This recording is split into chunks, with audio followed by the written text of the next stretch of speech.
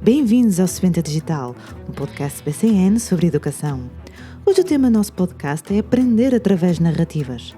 O professor Marco Bento esteve à conversa com a professora Carla Maia sobre storytelling e o poder que as histórias têm no processo de aprendizagem.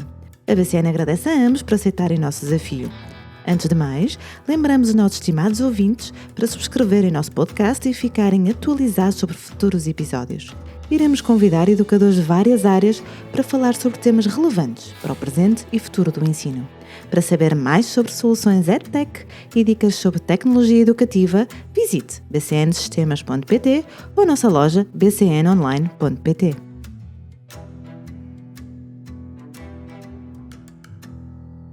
Sejam bem-vindos a mais um episódio do podcast Semente Digital e desta vez, neste episódio, vamos falar sobre como aprender através de narrativas ou através de histórias. E como convidada temos a minha cara amiga Carla Maia. Muito bem-vinda. Obrigada. Carla, a primeira pergunta é para quem não te conhece, quem é a professora Carla Maia? A Carla Maia vive na Maia, dou aulas na Maia. Não é propósito, não é? Sou professora há 23 anos, tirei o curso na Escola Superior de Educação do Porto e gosto muito do que faço.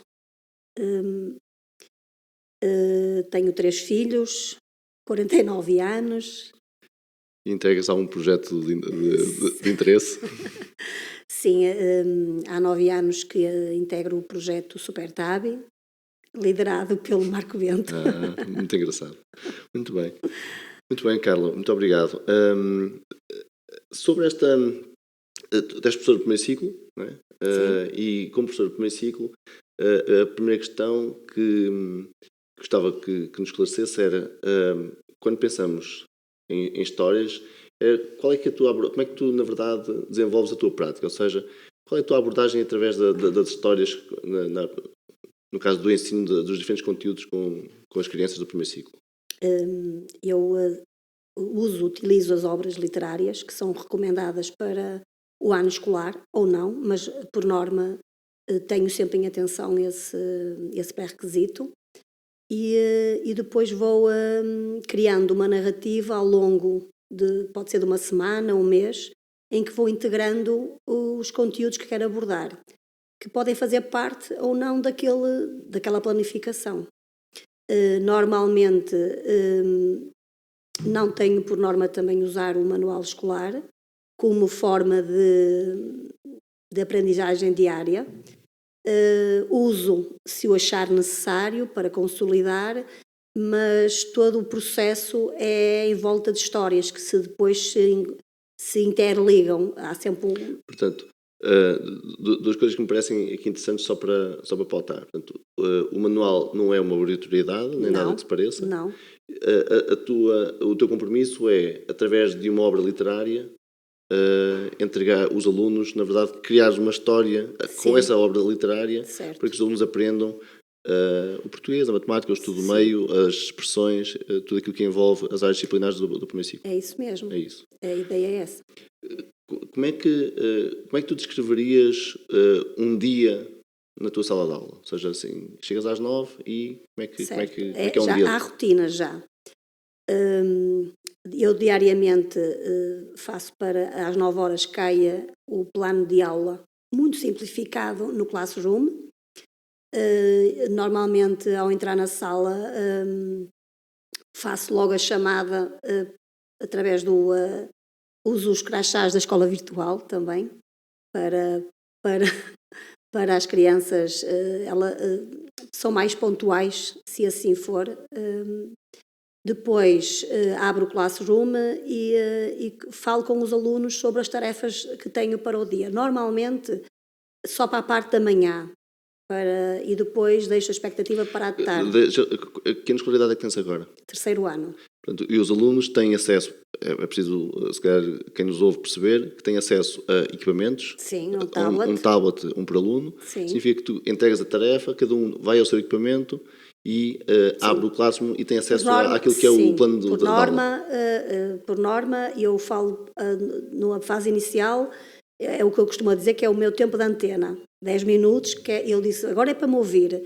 E depois eles seguem o ritmo deles, pode ser 3 tarefas diárias, pode ser 4, dependendo, em que o meu papel é apoiar os alunos que necessitam, crianças que têm outras tarefas diferenciadas, e eles trabalham em grupo mesa.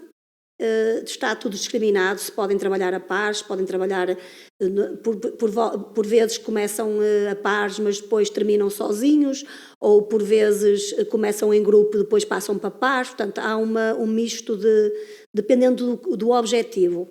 O principal objetivo é que as crianças tenham efetivamente trabalho, estejam a trabalhar e que sejam autónomas e que no final tenham a tarefa realizada.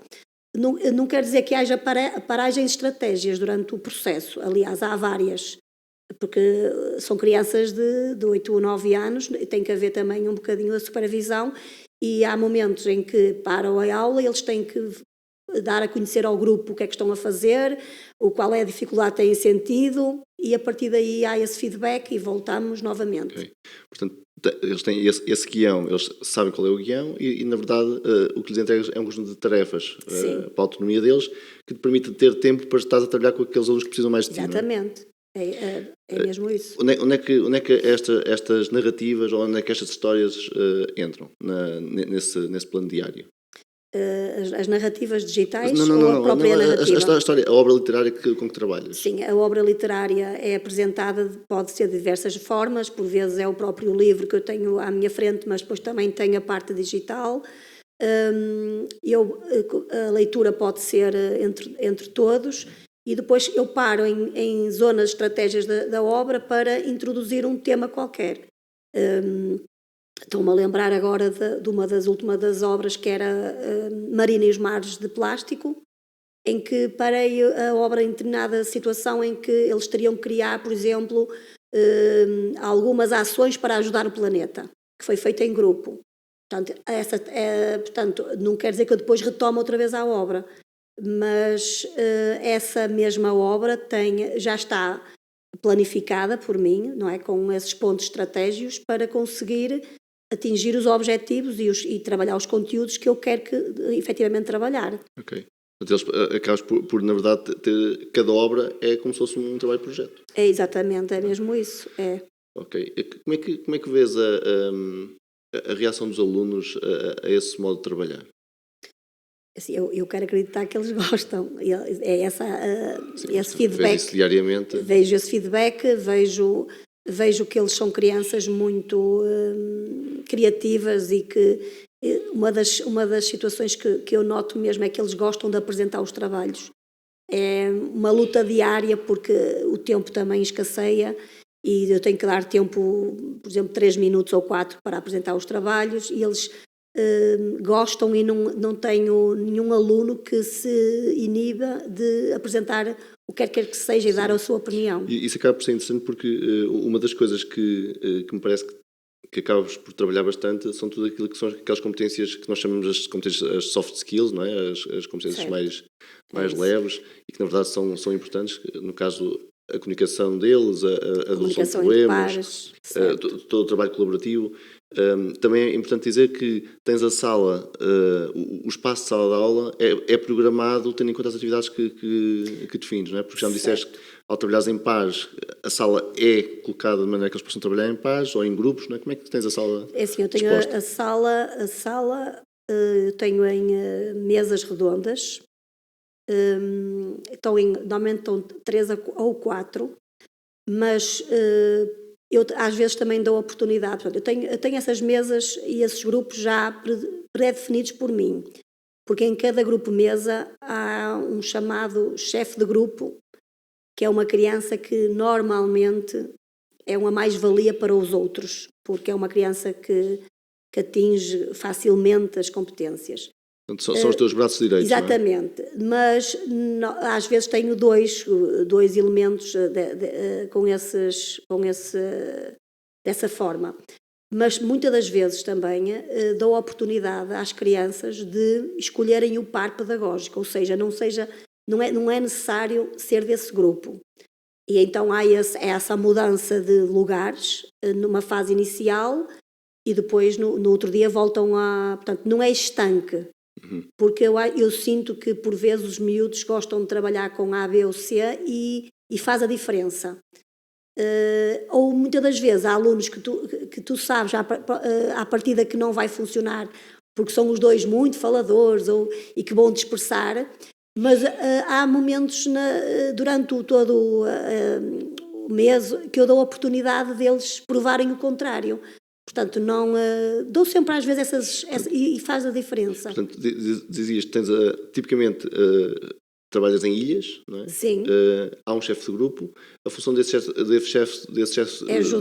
de grupo é ajudar o grupo. Ajuda o grupo. Por norma eles têm, e quando estão em trabalho autónomo, que normalmente é amanhã, pronto, podem estar a manhã toda ou o que for, o que é que acontece? Se houver uma dúvida em que o chefe de grupo possa ajudar, a primeira regra é essa. Mas se esse chefe de grupo não conseguir ajudar, pode procurar outro grupo de mesa. Só vem à professora em último recurso. Portanto, a professora passa a manhã descansada, é isso que eu estou a perceber. Não, eu estou a trabalhar com alunos que precisam mesmo. É isso que eu queria que me explicasse. Precisam mesmo. O facto de teres os alunos a trabalhar dessa forma autónoma e consciente, isso dá-te muito tempo para poderes trabalhar com os alunos que têm mais dificuldades. Exatamente. Não é? A turma necessita. Há alunos que realmente precisam sempre de um apoio, de um estímulo. De apoio personalizado. Exatamente, de apoio personalizado, e que é possível, ou muitas das vezes esses alunos têm uma tutoria desses alunos que já terminaram e eu passo para outro tipo. Quantos alunos tens na turma? 23. Okay. Para quem tiver essa consciência que é uma turma muito normal. O que na verdade consegues é fazer uma verdadeira diferenciação pedagógica, não é? E isso parece-me que é um dado importante. Sim, porque há crianças mesmo, se tu lhes deres as ferramentas que elas precisam, elas aprendem por si só. Elas avançam. E avançam e ajudam. E às vezes nós explicamos uma vez, e o que eu mais gosto de ver é uma criança a levantar-se para explicar ao colega. Tenho muitas evidências. E é o que mais me agrada. Eu que conheço bem a tua sala de aula, há coisas que eu acho que eram interessantes também explicar. É que não inibes ninguém de se movimentar dentro da sala. Não. Não é? Ou seja, o movimento dentro de uma sala de aula é uma coisa perfeitamente normal. Gostava que me falasse um bocadinho sobre isso. Começa logo por o facto de uma criança que precisa ir à casa de banho não tem que pedir. Só há uma regra que é só vai um de cada vez para evitar, porque são crianças e a gente sabe que há sempre as traquinices da própria idade. Mas por norma eles podem se colocar a pé para ir trabalhar, ver o trabalho do colega do lado, podem se levantar para ir... Sempre, claro que há uma supervisão, mas...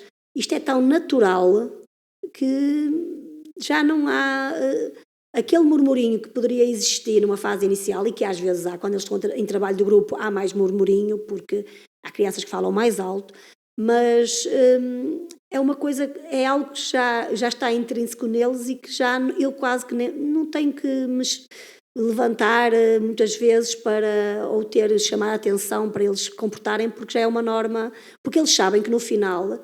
As tarefas são validadas, todas as tarefas são validadas e que há consequências, não é? Se não tem a tarefa feita, vai ter que explicar ao grupo porque é que não a terminou. Isso pode acontecer uma vez perante outra, mas por norma eles são cumpridores e as tarefas validadas. Voltando à questão da forma como tu ensinas com as histórias,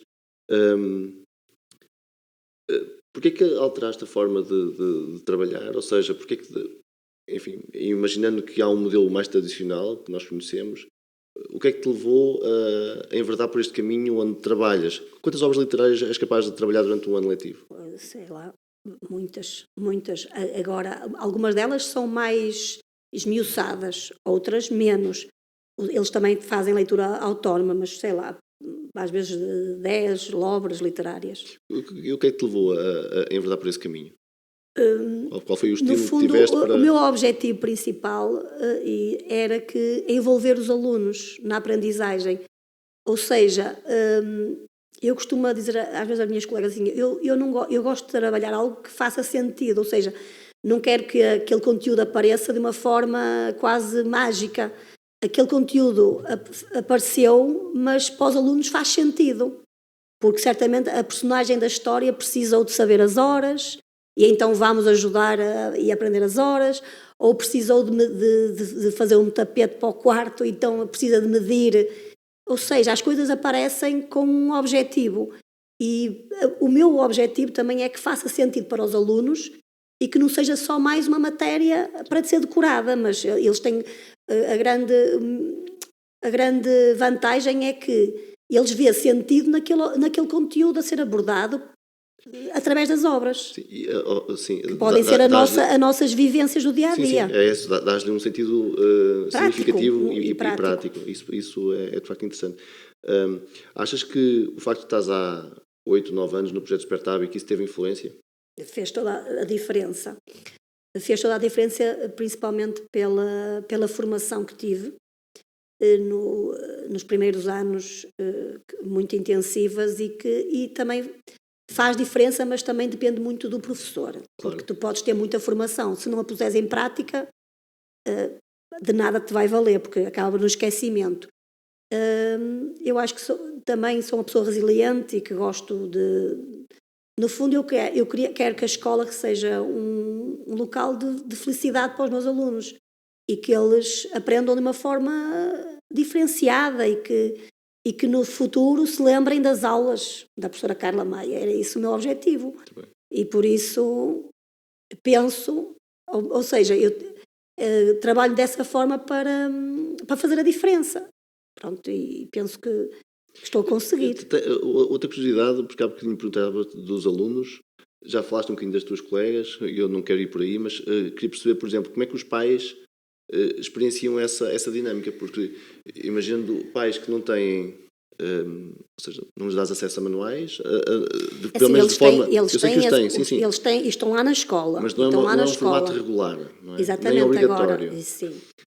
E ao trabalhares através de obras literárias, onde isso depende muito daquilo que é a tua criatividade também enquanto professora, certo. Porque tu tens uma obra literária, sabes qual é o conteúdo que queres abordar e a forma como na verdade constróis toda a narrativa para que aqueles conteúdos vão aparecendo no seguimento da obra literária, mas isso faz para que, por exemplo, que um encarregado de educação tenha alguma dificuldade em fazer acompanhamento, não é? Porque não consegue perceber... Principalmente no primeiro ano. Sim. Como é que sentes os pais nesse caso? Eu logo numa fase inicial tenho uma abertura com os pais e dou a conhecer a minha prática. Com os anos acho que isso vai ficando mais amaciado, porque depois as evidências também, os alunos aprendem a ler rapidamente, porque também no primeiro ano também é através das obras literárias, através do método global e das palavras, portanto é também muito um misto de métodos. Aliás, há pouco tempo um dos pais que admira o meu trabalho, que eu sei que admira, disse que no primeiro ano que os pais estavam um bocadinho receosos, mas que depois viram que os miúdos iam aprendendo, mas eu, enquanto mãe, consigo perceber a dificuldade, mas também com a plataforma e com tudo lá, eles conseguem aceder a tudo que se faz em sala de aula, inclusive até a evidências de sala de aula, que acho que podem... O facto de teres tudo no formato digital permite que os pais consigam fazer esse acompanhamento. Em casa eles conseguem, se quiserem fazer o acompanhamento, conseguem, porque têm lá as tarefas que eles fizeram, conseguem ver se os alunos entregaram ou não as tarefas, têm feedback do professor, portanto só não vê quem não quer. Agora, claro que há gente que continua muito virada ainda para o tradicional. Sim, mas os teus pais, salvo seja, não é? Os pais dos alunos já perceberam, até porque estão há 3 anos pelo menos neste modelo, não é? Exatamente. E depois também têm já feedback de outros pais, claro. Não é? Que acho que já também, criaste uma imagem, não é? Eu penso que sim, acho que aí também já é porque no início não foi fácil, claro. E tu sabes disso. Muito bem. Ou seja, ao fim e ao cabo, aquilo que estamos aqui a falar é a tua forma de trabalhar, que implica este trabalho através de o objetivo central é partir de uma obra literária para o processo, mas depois a forma como trabalhas os diferentes espaços de aprendizagem também, ou seja, já me falaste da dinâmica do espaço, do facto de teres a tecnologia disponível, ou seja, tens tecnologia, tens painéis interativos, tens os tablets, tens a internet, usas o Classroom como um ecossistema também, portanto, essas condições favorecem esse trabalho, mas depois a questão que me prende aqui mais é a questão pedagógica, ou seja, a forma como na verdade faz a abordagem através de diferentes modelos pedagógicos, e um deles é através do storytelling, ou seja, das narrativas digitais. Diz-me que os alunos produzem muito, não é? Já partilhaste comigo várias vezes que os alunos trabalham muito. Um dos trabalhos que eles fazem muito são as narrativas digitais. Como é que funciona esse processo de criação de narrativas digitais? Por norma, eu dou-lhes o guião, ou melhor, eles têm um guião, normalmente começam sempre em grupo, porque acho que facilita, nós quando trabalhamos em grupo as coisas fluem mais, e depois então podem finalizar ou concluir sozinhos. Mas porque eu prefiro ter uma turma empenhada a trabalhar do que as crianças ficarem empancadas logo na primeira etapa. Eles criam nos quadradinhos, criam portanto... Eles têm, criado, têm uma primeira ideia, um primeiro guião, sim, e normalmente apresentam para ver se faz sentido. Dás feedback sobre esse guião? O feedback pode ser na própria aula, ou então se eles anexarem o trabalho, depois fazes um feedback digital? Digital, sim. Deu esse feedback com as correções. Mas por norma eu consigo em sala de aula, porque a parte da apresentação também permite que os colegas pares também sejam críticos. Claro. E dão esse feedback que também é aproveitado, porque as crianças quando estão a corrigir os trabalhos dos outros são muito coerentes e até bastante perspicazes a dar esse feedback. Depois uso uma plataforma, agora utilizei o Animoto. Sim, mas antes disso, estavas-me a dizer que depois do guião e do feedback do guião passas para o storyboard. Sim. O que é que implica o storyboard? Isso é o quê? Normalmente é a ilustração do próprio guião que eles fizeram. Recordo-me agora, o último que eles fizeram foi de uma história do Sr. Pascoal também, que deu a volta ao mundo, em que eles usaram a plataforma da Google Earth para ver onde é que eles queriam, cada um seguiu a possível viagem do Sr. Pascoal, e em que o objetivo era, na história dele, tinham que passar pelos continentes todos, portanto, mas podiam escolher os locais que quisessem. Tinham essa retaguarda do Google Earth, porque é um tema bastante abstrato para alguns alunos, e no final apresentavam ao grupo, fizeram print screens dos vários continentes e dos locais que o Sr. Pascoal teria visitado, que ele andava à procura da felicidade. E posteriormente esse trabalho pode ser sempre analógico ou digital. Eu dou sempre a oportunidade ao aluno de optar pela sua preferência. Portanto, o storyboard é um plano, é o plano que vem a seguir ao guião, não é? Faz uma planificação. Certo. Depois dessa planificação, qual é a etapa seguinte? No fundo é um texto que está ali também. Sim. Acaba por ser um texto. Sim, tu dizes que pode ser texto ou pode ser ilustrado, não é? Sim, eles podem fazer a ilustração daquilo que na verdade normalmente eles têm sempre associado os dois. Okay. Porque além de trabalhar a parte da ilustração digital, também pode ser analógica e fazem a parte da expressão escrita também.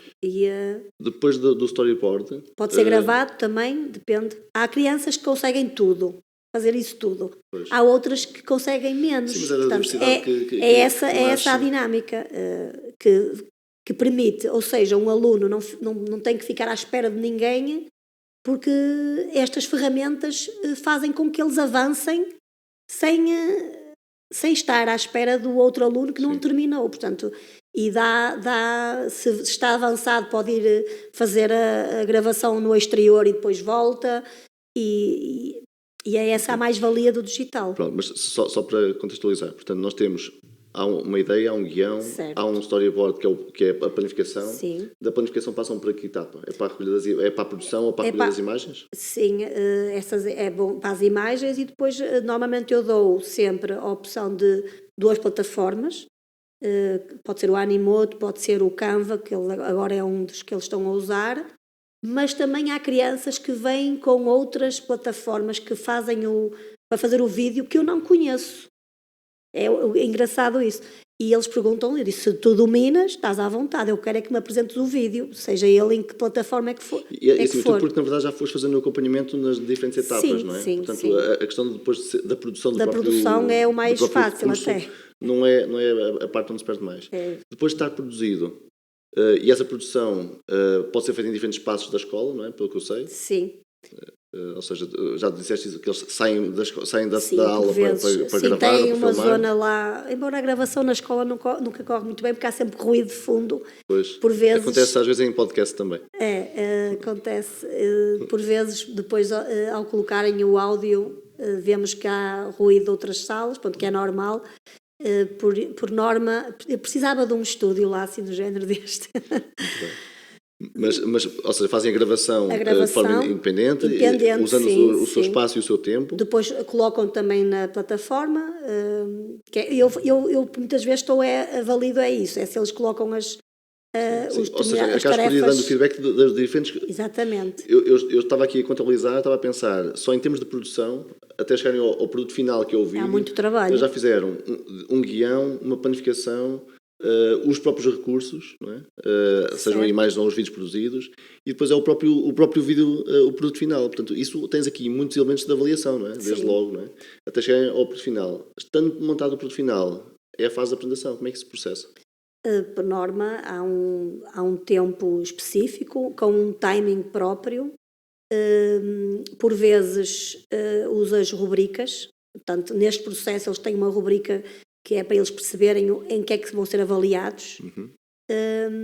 E depois no fundo tem que sair sempre uma avaliação, não é? Porque a gente mas eles apresentam o trabalho à turma. À turma, sim. E depois há o feedback também do grupo. Às vezes fazem... por exemplo, há momentos em que eu, por exemplo, só neste trabalho recorda-me que fiz um momento que era validar apenas só as imagens. Se as imagens estavam de acordo com o que estava escrito. E os miúdos fazem observações que às vezes nem eu chegava lá. Claro. É interessante. Tudo vai sendo monitorizado e avaliado. Isso parece-me interessante. Esse é apenas um produto, porque, por exemplo, um outro que tu usas muitas das vezes são os esquemas de resumos. Queres-me falar um pouquinho sobre isso? Os esquemas de resumos por norma, eu costumo dizer que eu não dou matéria, eles normalmente têm acesso ao recurso. Por exemplo, vou dar um exemplo mais prático que é para perceberem melhor. Por exemplo, este senhor Pascoal viajou pelo mundo e então um dos temas que eu queria abordar era as horas. Então, os meninos, a avaliação deles iria ser a recriação de um recurso que podia ser no Kahoot ou Wordwall, o que quiserem, sobre as horas. Ou seja, é óbvio que eu também podia fazer uma ficha de trabalho, também é verdade, mas todo este processo acho que enriquece a aprendizagem do aluno, porque eles tiveram que trazer relógios de casa, vários relógios, variados até, em que depois teriam que estudaram as horas, que é um tema que já foi trabalhado, mas é onde eu sinto que ainda há alguma dificuldade e então temos que reforçar. E eles, ao longo da história, tinham que colocar relógios com as horas, onde é que o Sr. Pascoal estava e produzir esse mesmo recurso. Foi trabalho também de pares, de grupo, em que eles se ajudavam. Há crianças que dominam muito bem as horas e que ajudavam outros meninos também.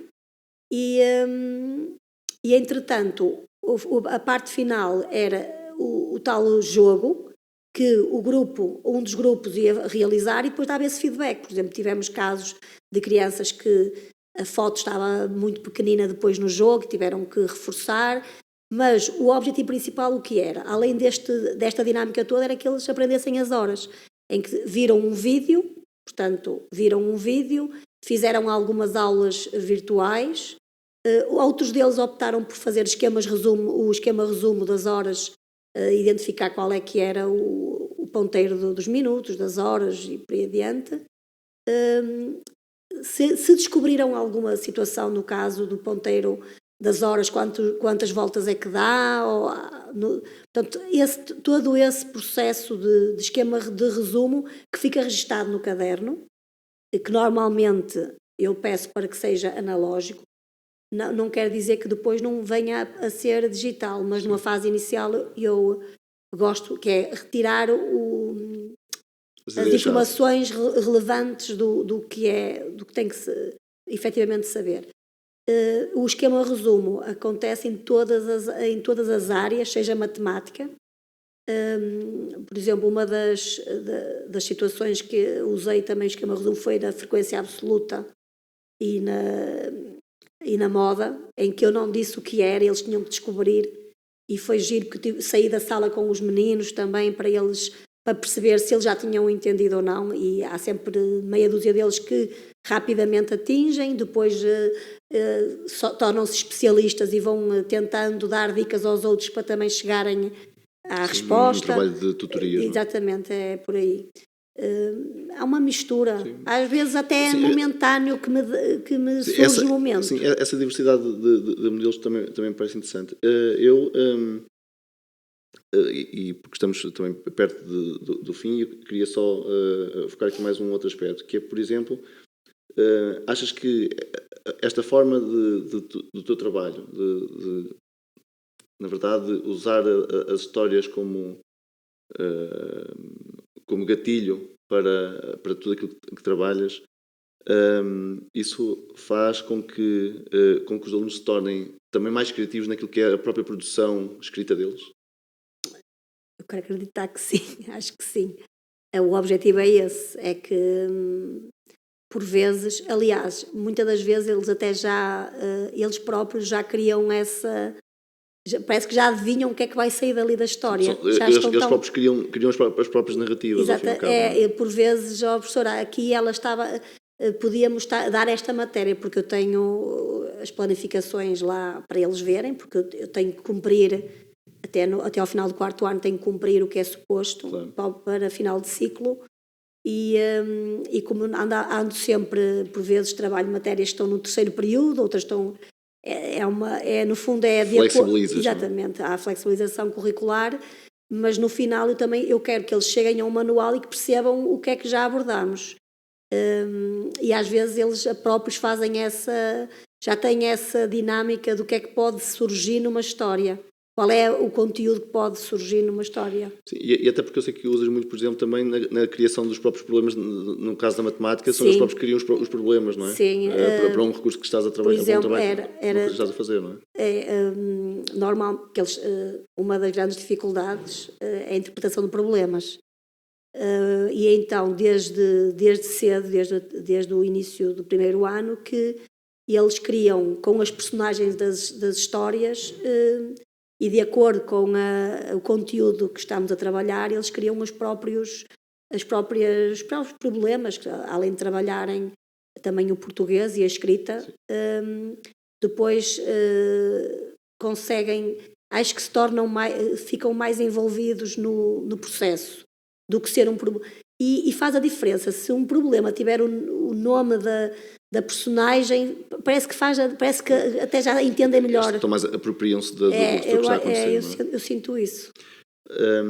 Quais são para ti os principais desafios de ser professora atualmente? As crianças são muito diferentes. Eu sinto que as crianças são muito mais... Já não há crianças como nós éramos, em que nós não nos mexíamos. Eu falo por mim, não falava. Também tínhamos, eu no meu caso lembro, tinha uma cana no topo da sala, portanto era natural que também não mexesse muito. Aliás, uma das a minha professora da primária, das situações que me levou eu tinha medo de falar, porque sabe o que é que acontecia se nós não disséssemos a resposta que queriam ouvir. Tu permites o erro, não é? Exatamente, aliás, é através do erro que muitas vezes aprendemos. E estas crianças, eu acho que toleram o erro mais facilmente. Ou seja, para nós o erro era punido e nós não. O erro, por vezes, dá oportunidade a uma conversa e a um diálogo e porque é que está errado, e tentar provar o contrário. É diferente, mas dos desafios que eu me sentia quando queria ser professora era dizer que os meus alunos não iriam ter medo de vir para a escola. E eu senti o que era medo quando não sabia a tabuada. Agora nós temos, é outra dinâmica e acho que nós temos mesmo que mudar a forma de trabalharmos com as crianças, porque tudo ao redor delas é diferente. E a escola, se não mudar... Achas que o principal desafio é a forma como na verdade, as pessoas trabalham com os alunos? Com as crianças, porque as crianças elas já têm muito... Já trazem muita informação dentro delas. Portanto, não acreditas nas pessoas que dizem que os alunos de hoje não sabem nada? Não tem nada a ver. Posso dizer que tenho... Que é uma coisa muito comum de se dizer, que é que os alunos hoje não leem, os alunos não escrevem, os alunos não... Leem e escrevem de outras formas. Exato. De outras formas. Mas para mim, eu tenho crianças, por exemplo, eu acho giríssimo. Por exemplo, quando eu estou a trabalhar um conteúdo qualquer e há um aluno que diz: professor, eu tenho em casa um livro que fala sobre isto, e sabem muito mais do que eu em certos temas. Animais, vulcões, há miúdos que têm... tendência, são especialistas e eu acho nós temos que aproveitar tudo isso e trazer para cá, porque quando uma criança me diz que está a fazer um trabalho sobre vulcões em que nada tem a ver, eu disse: olha, então nós quando trabalhamos os vulcões tu vais ser tu a dar a aula. Eu acho que é esses estímulos que as crianças precisam, porque claro que eles não gostam das matérias todas, como nós também não gostávamos, mas o meu objetivo é fazer com que as aulas sejam agradáveis, que seja de aprendizagem para todos, de preferência, mas principalmente que sejam felizes. Sim. Acho que é fundamental. Eu penso que me respondeste à última questão, que é o que é para ti ser professora, não é? Portanto, penso que é um bocadinho isso. Para mim, ser professora, além de ser professora, eu costumo dizer, nós temos que ser amigos, criar um ambiente harmonioso. Muito bem. E claro que também ralho, também levanto a voz de vez em quando, mas a seguir há uma palavra amiga e aquilo já passa ao lado, porque nós também como pais também, ao educarmos os nossos filhos, também às vezes temos que... impor um bocadinho mais. Exatamente, é mesmo assim. Mas para mim, o fundamental é que as crianças, nas escolas, têm que ser felizes. Quando uma criança não é feliz numa escola, é porque algo está errado. Muito bem. Carla, agradeço-te uma vez mais. Muito obrigado por esta conversa tão interessante. E nós voltamos a encontrar-nos no próximo episódio da Sebenta Digital. Obrigado. Obrigada.